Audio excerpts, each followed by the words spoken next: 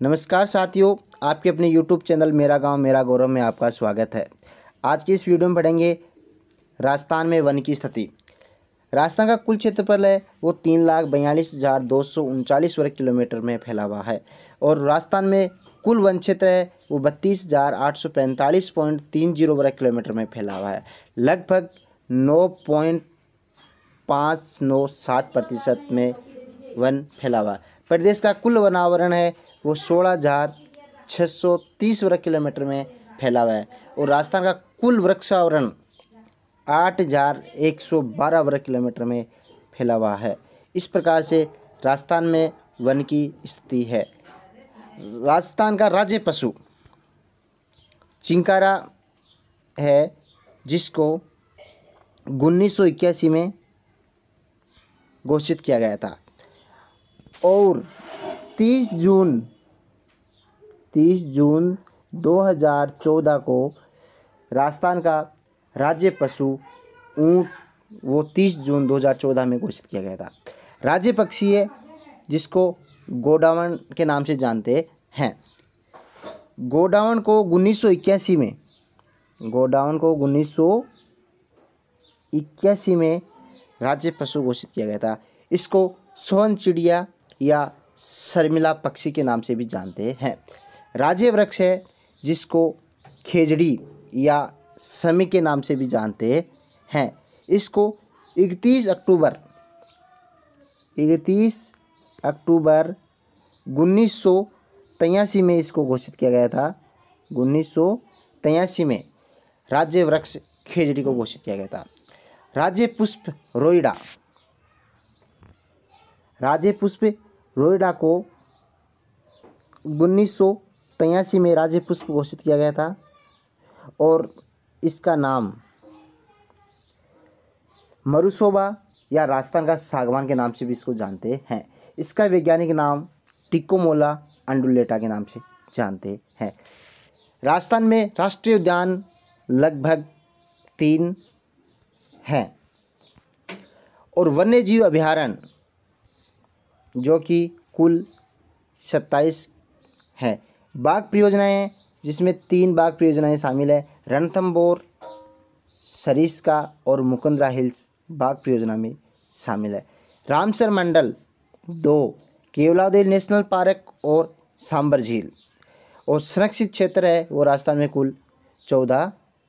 राजस्थान में कुल वन्यजीव मंडल 16 है।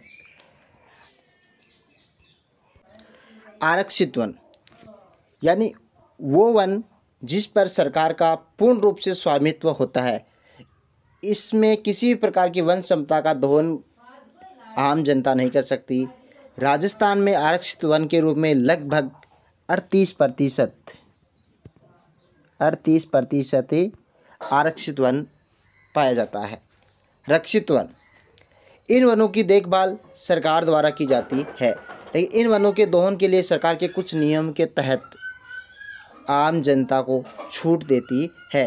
राजस्थान में संरक्षित वन के अंतर्गत 18,494.97 वर्ग किलोमीटर लगभग 56% भूभाग पर कुल वन के 56% भूभाग पर रक्षित वन पाए जाते हैं। अवर्गीकृत वन यानी ऐसे वन जहाँ पेड़ों के काटने और मवेशियों के चराने पर कोई प्रतिबंध नहीं होता है। राजस्थान में लगभग 7% भूभाग पर यानी वन के कुल 7% भूभाग पर अवर्गीकृत वन पाए जाते हैं। वनों का भौगोलिक वितरण।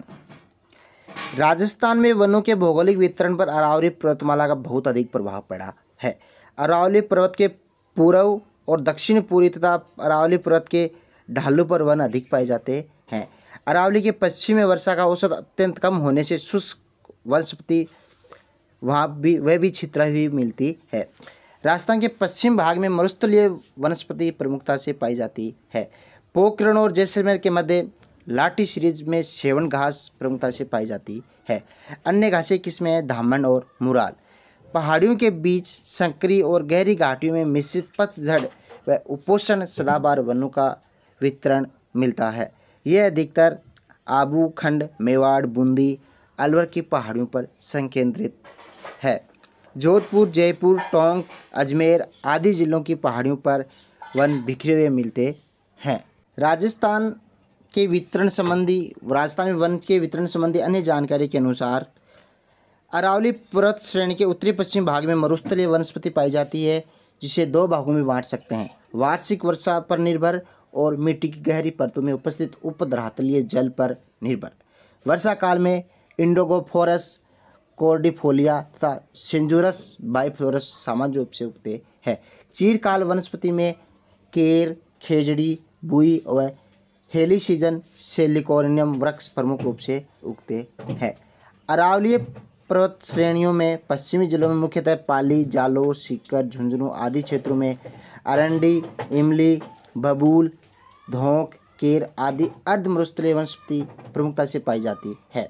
और अरावली श्रेणी में जहाँ वर्षा अधिक होती है वहाँ प्राकृतिक वन अधिक विस्तार से मिलते हैं, जिसमें गुल्लर, नीम, आम, बड़, बहेड़ा, महुआ, धोक व खेर के वृक्ष उदयपुर, राजसमंद, बांसवाड़ा, भीलवाड़ा, डूंगरपुर, चित्तौड़गढ़, अजमेर, जयपुर, दौसा, अलवर जिलों में अधिक पाए जाते हैं।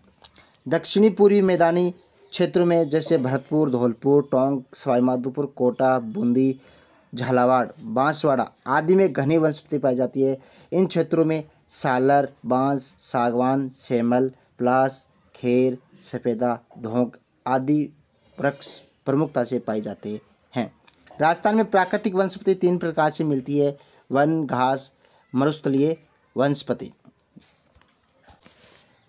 राजस्थान में जोधपुर, जयपुर, टोंक और अजमेर आदि जिलों में पहाड़ियों पर वन बिखरे बिखरे पाए जाते हैं। बूंदी में मिश्रित पतझड़ के वृक्ष पाए जाते हैं। घास के मैदान बीड, झुंझुनू, सीकर, अजमेर में अधिकांश क्षेत्रों में पाए जाते हैं। राजस्थान के पश्चिम मरुस्थलीय क्षेत्र में विलायती खेजड़ी उपयोगी वृक्ष है, यह मूल वृक्ष नहीं है। पोखरण और जैसलमेर मध्य सेमन, धामन और मुराल घास पाई जाती है। वनों का आर्थिक महत्व है या वनस्पति का आर्थिक महत्व है।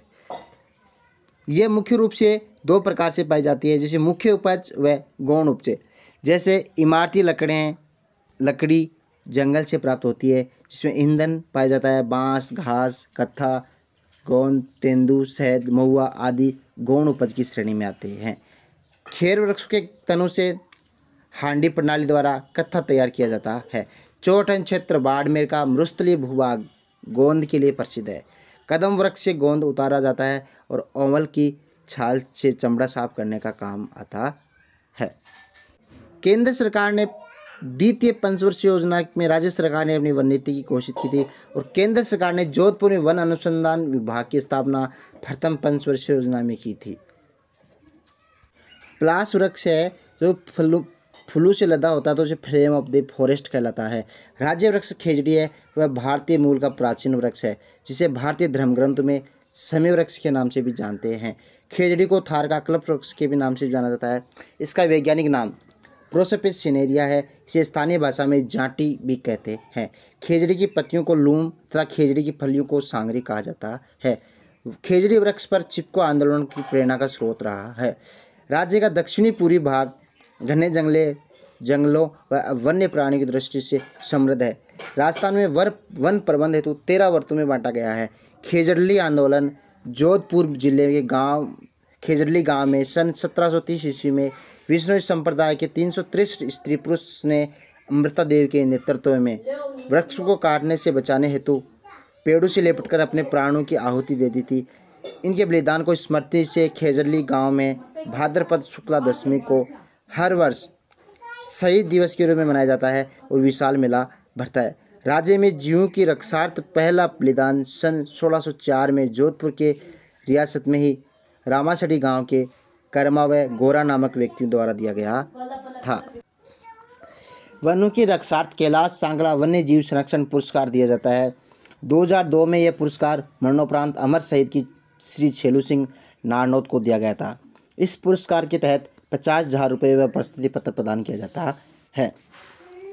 राजीव गांधी पर्यावरण संरक्षण पुरस्कार प्रत्येक वर्ष विश्व पर्यावरण दिवस 5 जून पर प्रदान किया जाता है, जिसमें 5 लाख रुपये, रजत कमल ट्रॉफी एवं प्रशंसा पत्र प्रमाण पत्र दिया जाता है। उत्तर भारत का प्रथम सर्प उद्यान कोटा में स्थापित किया गया है। टीमरू तेंदुपत्ते का स्थानीय नाम है। यह मुख्यतः झालावाड़ जिले के व प्रतापगढ़ में पाया जाता है और बीड़ी बनाने के काम में लिया जाता है। वानिकी प्रशिक्षण संस्थान जयपुर, अलवर व जोधपुर में है। शुष्क वन अनुसंधान केंद्र आफरी जोधपुर में स्थित है। वानस्पतिक की अन्य जानकारी, जिसमें से खस है, एक विशिष्ट प्रकार की घास है जिससे शरबत व इत्र बनाने में काम में लिया जाता है।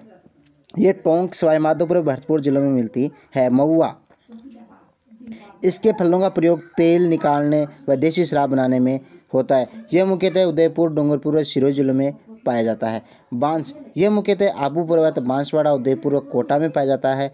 साल, यह मुख्यतः उदयपुर, चित्तौड़गढ़, सिरोही, अजमेर व अलवर जिलों में पाया जाता है। इसकी लकड़ी काफ़ी महत्वपूर्ण है। जोधपुर जिले में देश का पहला मरु वानस्पतिक उद्यान माचिया सफारी पार्क में स्थापित किया गया था, जिसमें मरु प्रदेश की प्राकृतिक वनस्पतियों का संरक्षित किया जाएगा। विश्व का एकमात्र मेला, वृक्ष मेला, खेजड़ली में जोधपुर से 24 किलोमीटर दूर गांव में मरुस्थल के महत्वपूर्ण वृक्ष खेजड़ी प्रोसोपिस सिनेरिया को बचाने हेतु प्राणोत्सव करने वाले वृक्ष प्रेमियों की स्मृति में बढ़ता है। विश्व इतिहास में यह अभूतपूर्व घटना भाद्रपद शुक्ल दशमी सन 1730 ईस्वी में हुई थी। इस संघर्ष में 363 स्त्री पुरुष शहीद हुए थे, जिनकी लीडर या जिनका नेतृत्व अमृता देवी ने की भूमिका में सर्वोपरि थी, या उन्होंने इसका नेतृत्व किया था। भीलवाड़ा जिले के उमरपाल क्षेत्र में साझा वन प्रबंध की एक अनोखी योजना जनता पैडॉक्स है। वह वन विभाग की ओर से यह महत्वपूर्ण योजना है। यहाँ की जनता में वन विभाग के सहयोग से एक विशाल क्षेत्र के वनों का विकास किया है, जो न केवल इस क्षेत्र के पर्यावरण संतुलन में सहयोग प्रदान करता है, वरन इसमें ग्रामीणों को घास, ईंधन, अन्य महत्वपूर्ण आवश्यकता भी पूर्ण रूप से होती है। इस प्रकार से इस वीडियो में दी गई जानकारी हमारे द्वारा आपको अगर अच्छी लगी हो तो कृपया वीडियो को लाइक, शेयर करें और कमेंट में ज़रूर बताएं कि हमारे द्वारा दी गई जानकारी आपको कैसी लगी। धन्यवाद।